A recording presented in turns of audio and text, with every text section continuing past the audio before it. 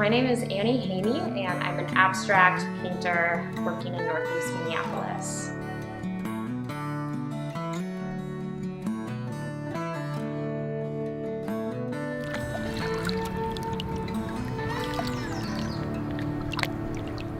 My work is both about honoring the beauty of the earth, but also is a stance in defense of protecting our earth. I've always been an artist who's interested in place.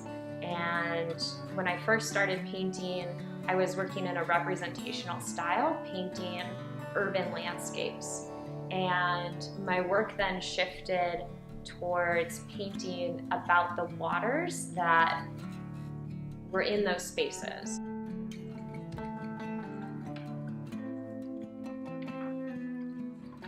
In developing my thoughts about water more, I wanted to become intentional about the materials that I use.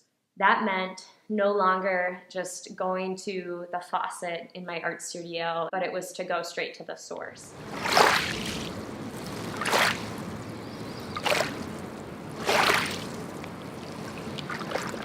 I did my first gathering in a way that was a little uncertain, and I just knew I was called to use this material. I knew I wanted to incorporate that into my new paintings, but I really wasn't sure how.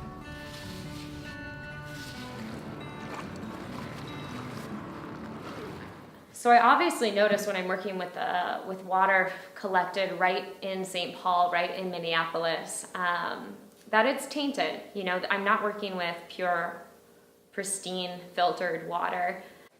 It's concerning when I go to the shoreline and I see it, you know, scattered with litter. There are obvious signs of it being unhealthy. That inspires me to also get involved with learning more about what's happening with our waters.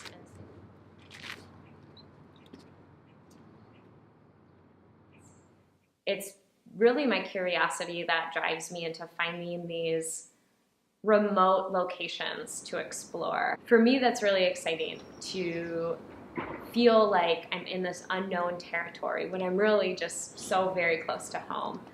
And even though I'm just a few feet down from where the busy road is, I feel like I'm totally escaping. All of the places that I explore are accessible to the public. It just takes a little bit of, you know, extra curiosity and a couple, you know, a good set of boots to get you down there. I discovered this path a couple years ago.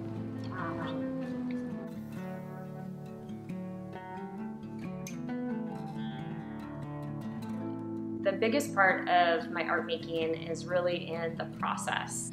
When I come to a location that I'm interested in and I'm looking at the whole environment around me, that is where I step into the collection process for this work. All of it is based on this teaching of the honorable harvest, and it outlines the importance of relationship with the earth, about reciprocity. So as I'm approaching a shoreline with an empty bucket and, you know, an empty water jug, I have in mind this idea of also giving back. When I'm with the water, I introduce myself. I'm saying hello, I'm saying thank you, I'm, you know, complimenting the river for what a gorgeous day it is and how the water is flowing. I'm taking this all in.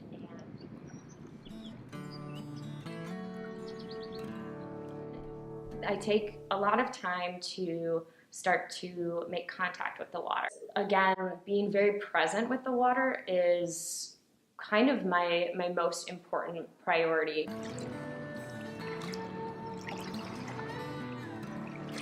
So then I gather the water and I'll move back onto the shoreline and find a place to collect sediment that isn't too, you know, obtrusive from how the sediment usually lays on the earth. And so I gather that, and after those are done, I make an offering. And for me, it's often leaving flower petals both in the water and at the shore.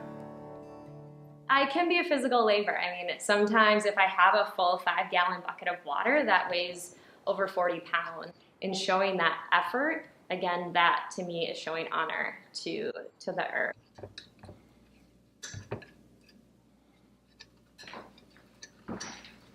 But my painting process from there is two parts. The first is a pouring technique where I lay my canvases on the ground.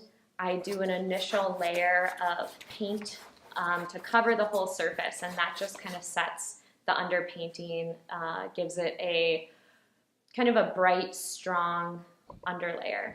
And then I lay a netting over the top of the surface. On top of the netting is where I pour the sediment, and then I mix paint in with my river water, and I pour that through the sediment. So it spreads it out. It is honestly just earth and water interacting on my canvas as I've seen them interact in the natural world. And for me, that's where I get to have a little bit of my artist's technique and my artist's thought come through, is how much sediment to use, what colors am I using, where to pour the water.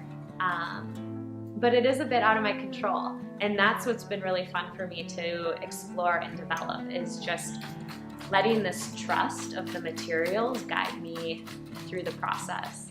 And then I lift the netting up off of the canvases, and I have this raw underpainting. There's enough of a binding adhesive in that acrylic paint that holds the sediment on the surface. And it has created this beautiful textured pattern for me. And I move the canvas to my easel, and that's when I take out my brushes and I start more of a traditional painting technique from there. I'm watching for things. I'm watching to see where the light is coming through the texture. I'm watching to see which colors are interacting really well on top of each other. And I'm making those choices.